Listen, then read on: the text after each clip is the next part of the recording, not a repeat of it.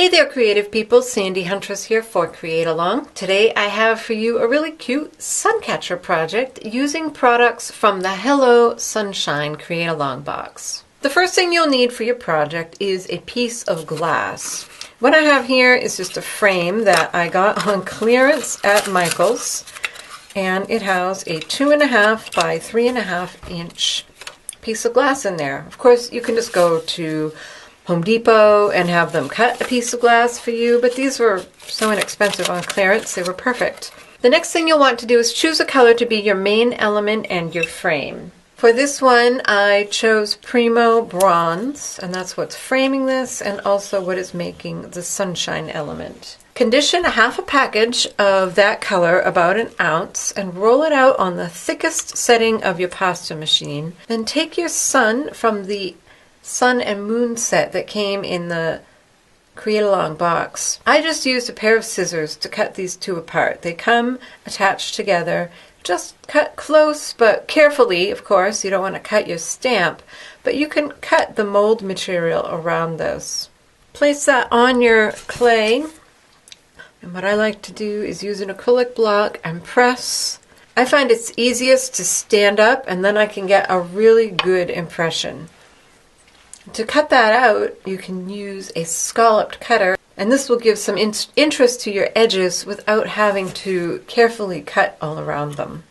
In your Hello Sunshine box came this little pot of heat set enamels. What you want to do is apply these all over the entire piece.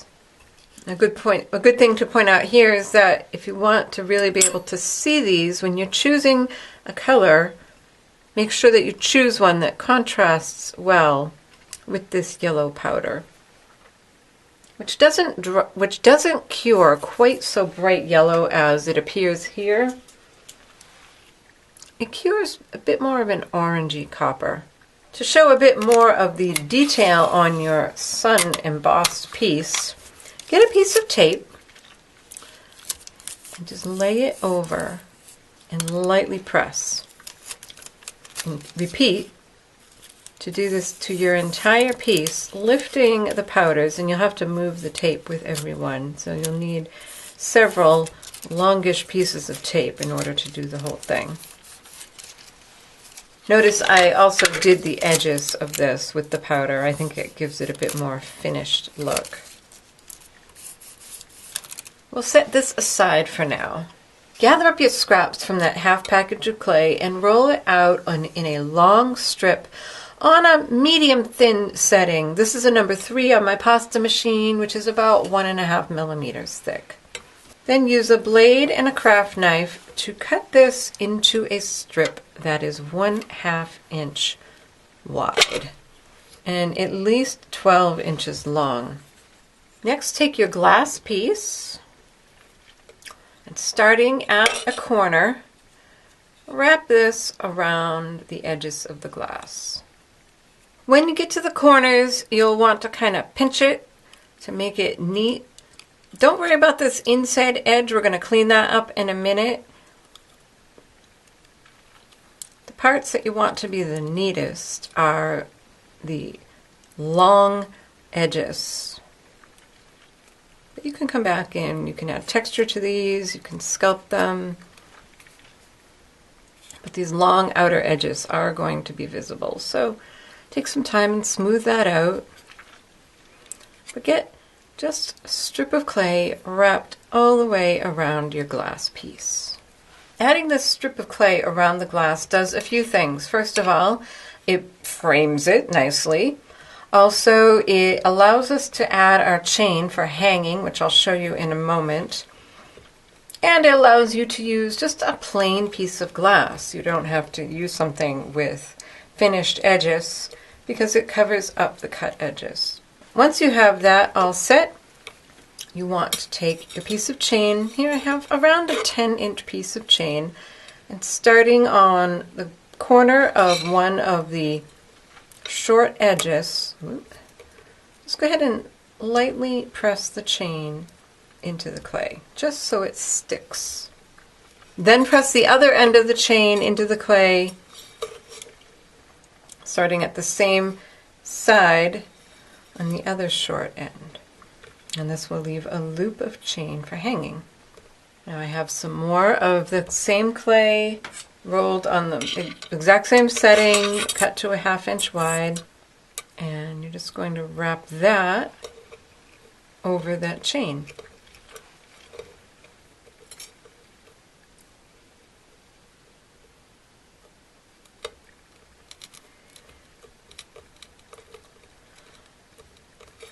Good idea to use freshly conditioned clay here. Mine seems to be a little bit crumbly, so I'm going to have to work extra hard to get that smoothed out.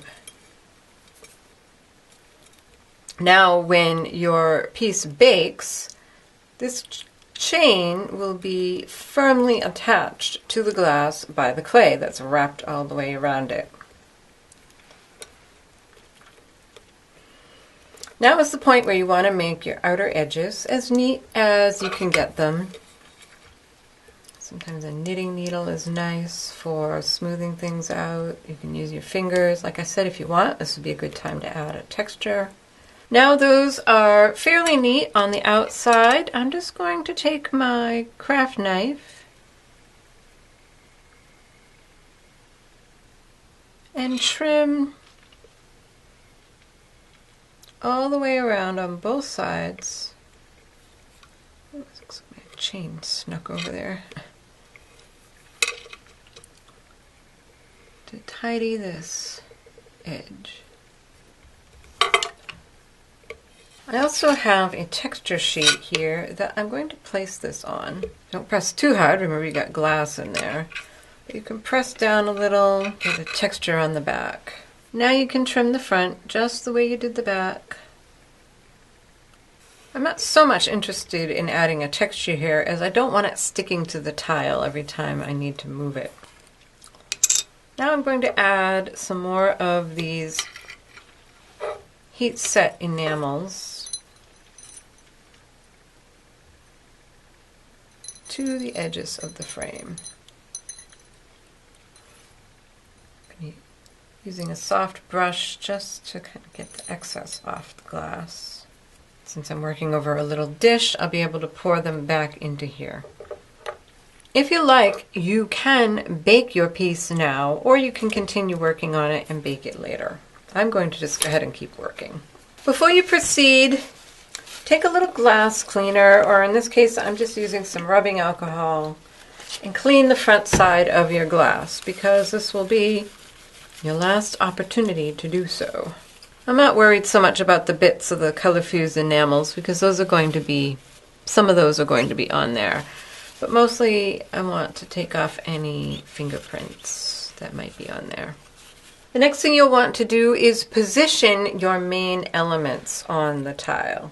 When I worked, I did it I kept the piece on the texture sheet just to keep it from sticking to the tile, but I'm going to leave it off the tile now so that the white shines through and you can see what I'm doing. Now it's time to position your main pieces on your tile. For this one I used the sun and 2 large clear glass pebbles. For this one I'm going to use some smaller glass pebbles that aren't clear.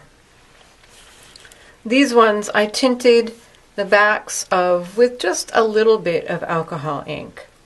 But you can skip that altogether and just use colored stones or just leave them clear. So I have here a few of these glass pieces that you can get in the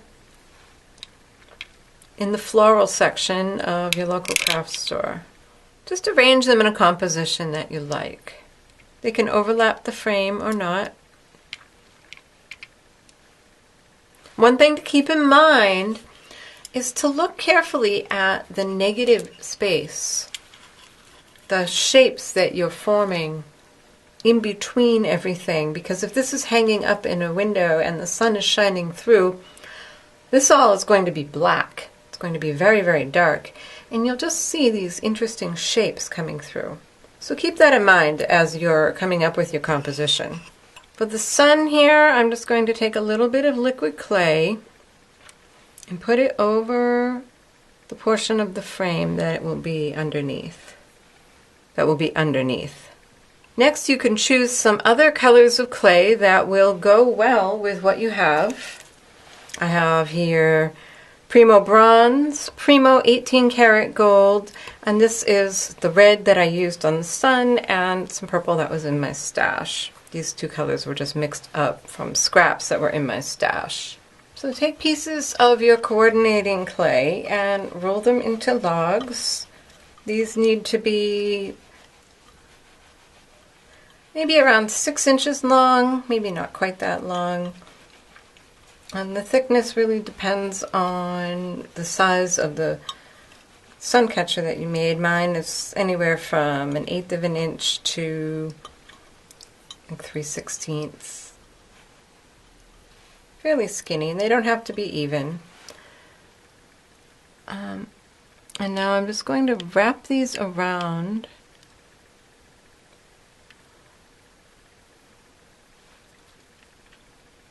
each of my cabochons.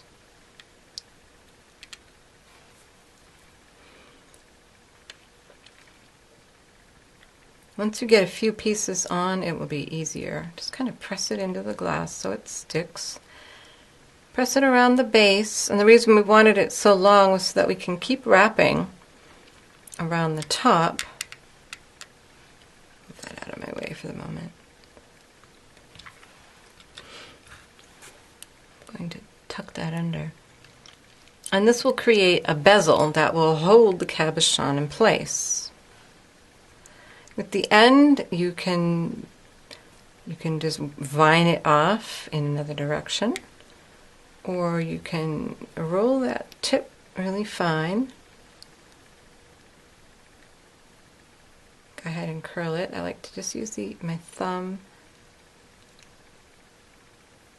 to make a spiral.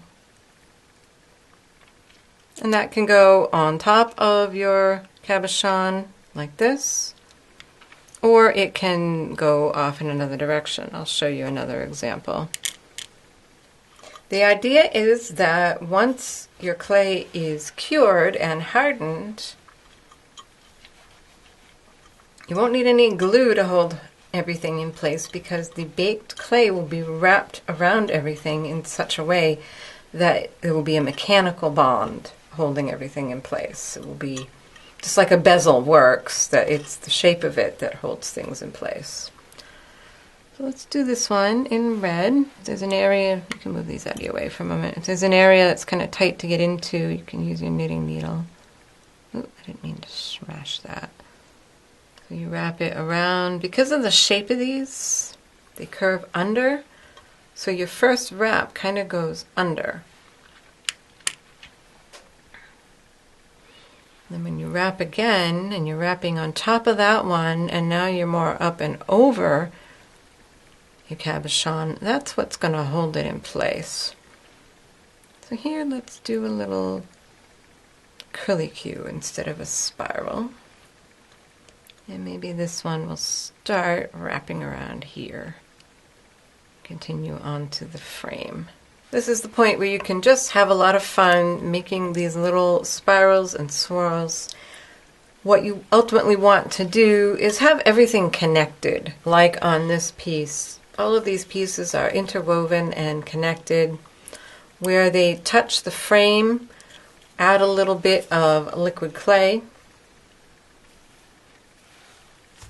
One thing I made sure to do here, because you can see that the sun on this left edge is higher than the right edge because the frame isn't there, I made sure and just kind of snuck one of the snakes underneath to sort of lift it up and make it mostly on the same plane.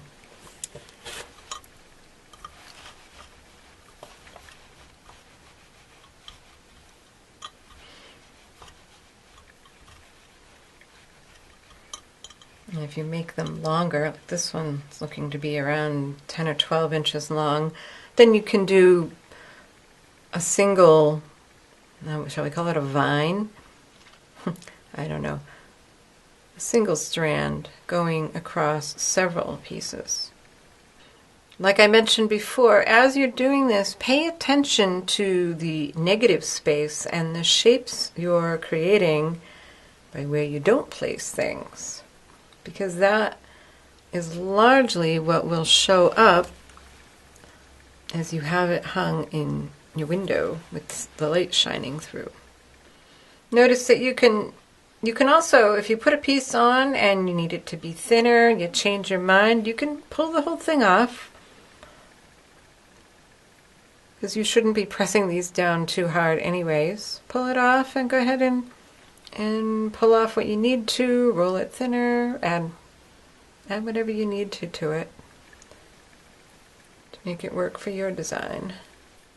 Other things you can add for some interest and texture and decoration are just little balls of clay. I like to add them in that space between the cabochon and your rope bezel, so to speak.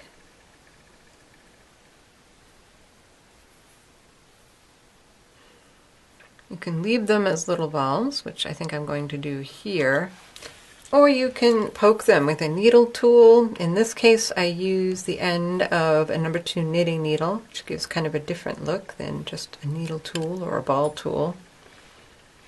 When you're satisfied with your piece, if you want, you can go back over it with a little bit more of the heat fuse enamels to touch up any areas where you might have knocked it off. And then go ahead and bake it at your manufacturer's recommended temperature for at least 45 minutes. I wouldn't bake it on a tile because you'll end up with the back being shiny. So go ahead and just bake it on a piece of paper. Once again, for Create Along, this is Sandy Huntress. I hope you've enjoyed this project.